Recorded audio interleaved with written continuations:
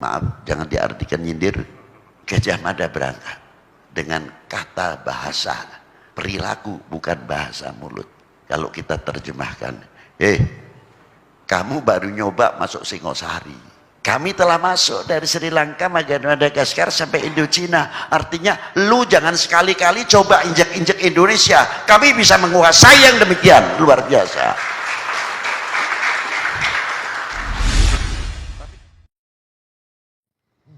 Assalamualaikum warahmatullahi wabarakatuh. Waalaikumsalam warahmatullahi wabarakatuh. Selamat siang, salam sejahtera untuk kita semuanya. Selaku insan yang bertuhan, selalu tidak akan melepaskan puji dan syukur kehadirat Tuhan Yang Maha Esa atas segala rahmat yang diberikan kepada kami, kita semuanya.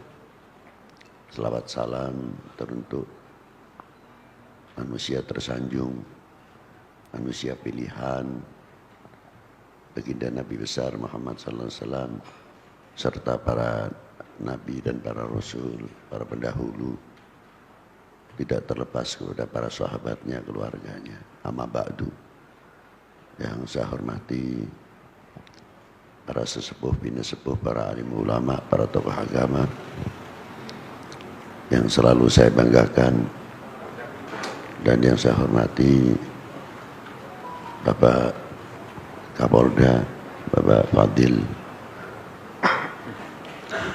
dan saya hormati Bapak Menteri Agama dari Bapak MUI, dan Bapak Gubernur atau yang mewakili,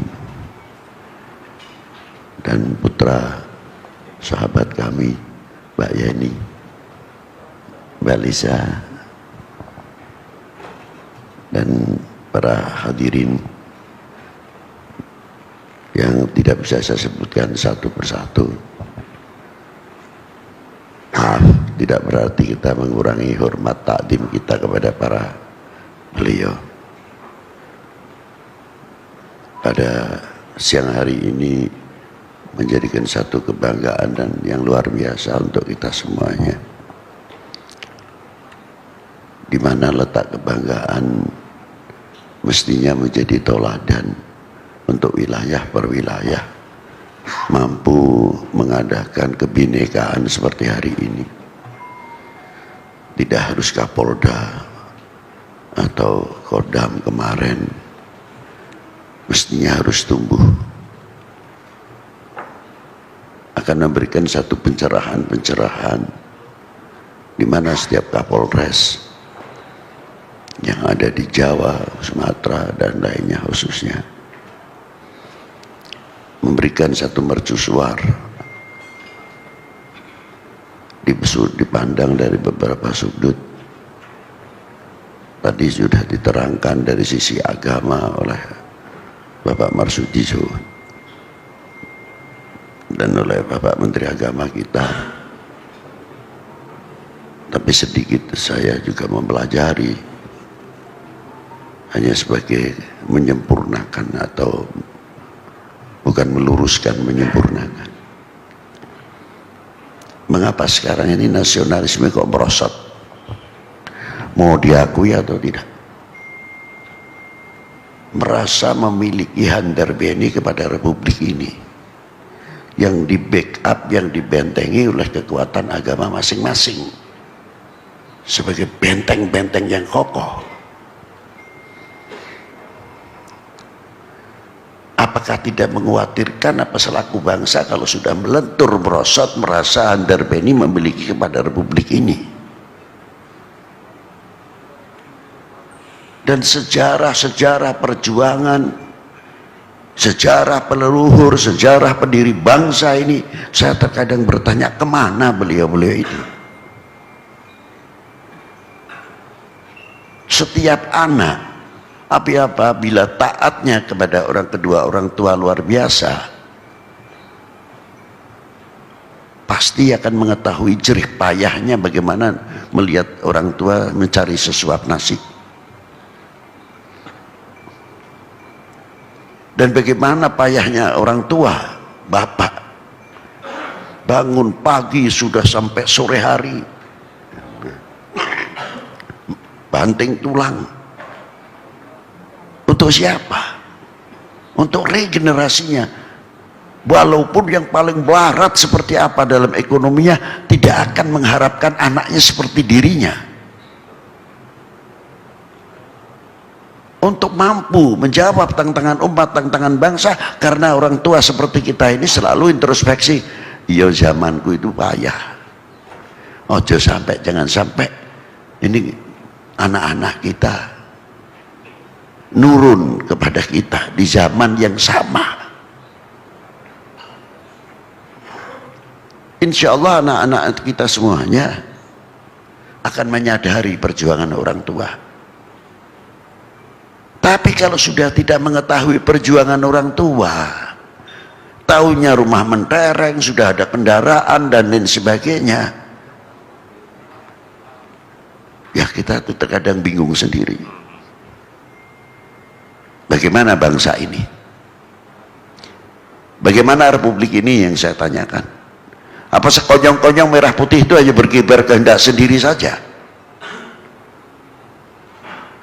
Satu butir nasi saja yang andil itu bukan satu tangan. Guru saya itu kalau mau makan pakaiannya rapi, kayak mau pergi saja, walaupun sederhana. Lalu saya selaku muridnya, saya bertanya, tapi saya minta dididik. Pertanyaannya, Yai, terus pundi toto kromone tiang dahar, gimana Yai adabnya orang makan? Saya minta diajari. Lalu guru saya mengatakan, Beb, ini sebutir nasi ini ratusan tangan yang andil, Beb. Kalau begitu jatuh saja saya ambil, karena saya tidak mampu menciptakan setengah butir nasi saja, tidak mampu, apalagi satu butir. Jadi saya berpakaian begini ini hormat kepada si pemberi rezeki, itu hebatnya. Lalu kalau sudah menghormati kepada pemberi rezeki, yang muncul syukur, yang muncul akhlak, yang muncul adab. Mau nyalahkan tidak bisa. Itu adab orang makan. Diambil. Sedangkan doanya mau makan saja mengundang toleran yang sangat luar biasa. Menggunakan harful jama', tidak menggunakan mufrad dalam grammar. Artinya kami atau kita tidak menggunakan kalimat saya. Allahumma barik lana. Ya Allah, berkahilah kami atau kita semuanya. Yang nyangkul, yang matun, yang sebagainya pertanian. Nah, dari situlah andil-andil tangan banyak sekali. Sampai jadi nasi pun tidak cukup satu tangan. Jadi kalimat Allahumma barik lana fima razaqtana ini wa qina adzabannar tidak hanya untuk di dunia saja, sampai di akhirat pun. Berkahilah kami semuanya rezeki yang Engkau berikan kepada kami, dan jauhkanlah dari api neraka. Jangan sampai di dunia ini kita menerima rezeki dari Allah untuk dimanfaatkan yang tidak manfaat. Hidup ini tidak berarti. Itu doa, dalam doa makan saja sudah begitu hebatnya. Bagaimana republik ini, saya mau tanya. Bagaimana agama ini dikira wali-wali itu cuma satu. Ada wali 9, ada regenerasi walinya. Pejuang per pejuang. Coba kita tidak pernah, mungkin ada yang banyak menguak sejarah-sejarah. Seperti contoh suri toladan yang luar biasa. Kalau kita mau mempelajari peristiwa Daha Singosari kayak apa? Mengapa pecah? Yang sudah dibina pada waktu itu menjadi Singosari. Singosari turunan Ken Arok. Daha turunan Wong Ateleng. Satu ibu lain ayah, tapi bertikai terus. Akhirnya diambil kesempatan dalam kesempitan oleh bangsa lain menekan Singosari. Terpaksa dituruti oleh Singosari, tapi dengan syarat pukul dulu daha. Tidak tahu disapu lidi dari belakang oleh Singosari. Ini diambil pelajaran yang paling termahal oleh Gajah Mada pada waktu itu. Apa diantaranya? Sumpah Palapa. Menguasai dari Madagaskar, Sri Lanka sampai Indochina. Apa tujuannya? Kita hanya memaknai, hanya mengetahui bahwa itulah hebat Gajah Mada. Tapi saya artinya lain. Karena Gajah Mada mempunyai satu sejarah yang luar biasa. Bagaimana pada waktu Singosari diancam oleh luar pada waktu itu. Maaf, jangan diartikan nyindir. Gajah Mada berangkat dengan kata bahasa perilaku, bukan bahasa mulut. Kalau kita terjemahkan, kamu baru nyoba masuk Singosari. Kami telah masuk dari Sri Lanka, Madagaskar sampai Indochina. Artinya, lu jangan sekali-kali coba injek-injek Indonesia. Kami bisa menguasai yang demikian. Luar biasa. Tapi kemana sekarang ini? Kita gembar-gembor kemana sekarang ini? Kalau kita kuat luar biasa. Wah. Ini benteng yang luar biasa untuk kita semuanya dalam mengganjal segala bentuk yang tidak kita inginkan, tapi bukan kekerasan, tapi ketauladanan yang akan kita pasangkan. Saya kagum terhadap Kanjeng Sunan Kudus. Apa diantaranya?